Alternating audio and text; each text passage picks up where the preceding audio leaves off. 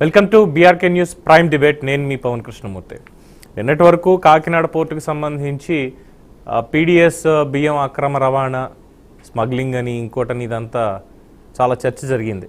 ఇప్పటికీ జరుగుతూనే ఉంది. దానికి సంబంధించి కలెక్టర్ షాన్ మోహన్ గారు కూడా స్పష్టమైనటువంటి ప్రకటన చేశారు. ఎవరేం చేశారో మొత్తం అన్ని వివరంగా బయట పెడతామని చెప్పి. అయితే కాకినాడ పోర్టు మళ్ళీ ఈరోజు సంచలనాత్మకంగా మారింది.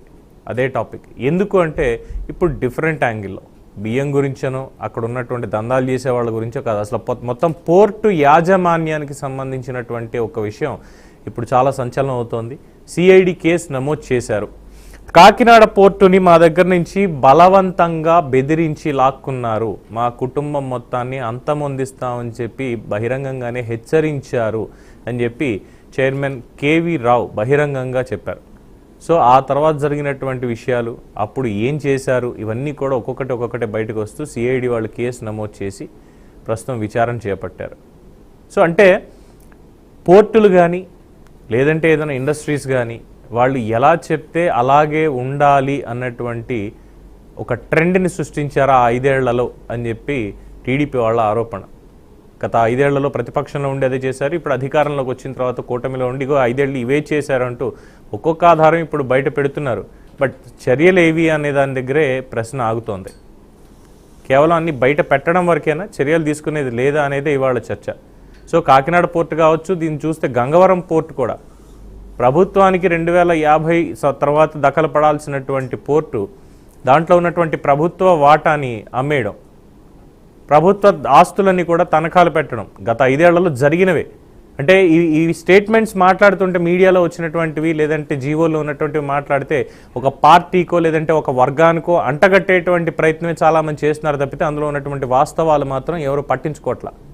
ప్రజల్లో కావచ్చు, ఆ పార్టీల్లో కావచ్చు, ఎవరైనా సరే.